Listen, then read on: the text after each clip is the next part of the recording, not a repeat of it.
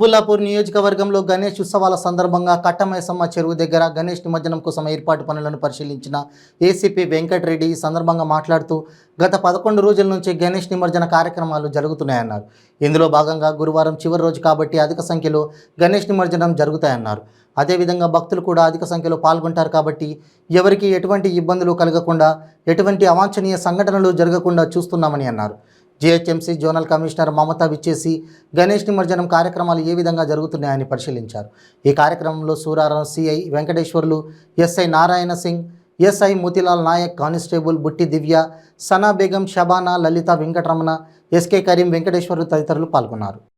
ముందుగా ఈ 10 రోజుల నుంచి నిర్విరామంగా రాత్రింబవలనుకుంటా ఈ మీడియా మిత్రులు మా గణేష్ నిమజ్జనంను కవర్ చేస్తూ అందరికీ పోలీస్ వారికి కానీ ఇతర డిపార్ట్మెంట్లకు కానీ సహాయ సహకారాలు అందిస్తూ ఎక్కడ ఏ చిన్న సంఘటన జరిగినా కూడా మా దృష్టికి తెస్తూ మాకు ఎల్లవేళ అందుబాటులో ఉన్న మీడియా మిత్రులందరికీ శుభాకాంక్షలు తెలుపుతూ ఈరోజు 11వ రోజు గణేష్ నిమజ్జనం లాస్ట్ రోజు. జనరల్గా గణేష్ ఉత్సవ సమితి, భాగ్యనగర్ గణేష్ ఉత్సవ సమితి వాళ్ళు నిర్ణయించిన తేదీ ప్రకారము అందరూ కూడా 18 తారీఖు స్టార్ట్ అయ్యి ఈరోజు 28 రోజు లాస్ట్ డేటు.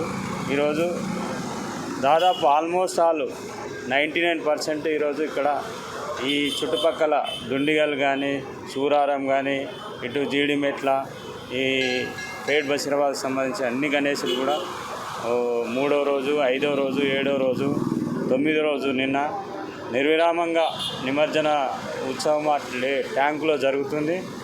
దానిలో భాగంగా మా సూరారం ఇన్స్పెక్టర్ గారి ఆధ్వర్యంలో మరియు మా డీసీపీ శబరీష్ గారి ఆధ్వర్యంలో మరి మా కమిషనర్ గారి ఉత్తర్వుల మేరకు ఇక్కడ ఎలాంటి అవాంఛనీయ సంఘటన జరగకుండా ఈరోజు వరకు కూడా సుమారుగా 4000 గణేష్లు ఇక్కడ చిన్నవి పెద్దవి కలుపుకొని నిమజ్జనం జరిగింది.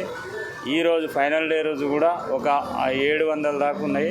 అవి కూడా ఈరోజు సాయంత్రం స్టార్ట్ అయ్యి రేపు మార్నింగ్ వరకు కూడా కొనసాగుతుంది.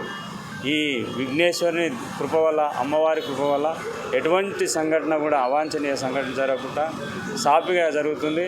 ఇదే విధంగా కంటిన్యూ అవుతుందని మీ అందరి సహకారంతో శాంతియుతంగా జరుపుకుంటారని ప్రజలను ఆశిస్తూ ఈ అవకాశం ఇచ్చిన థ్యాంక్ యూ.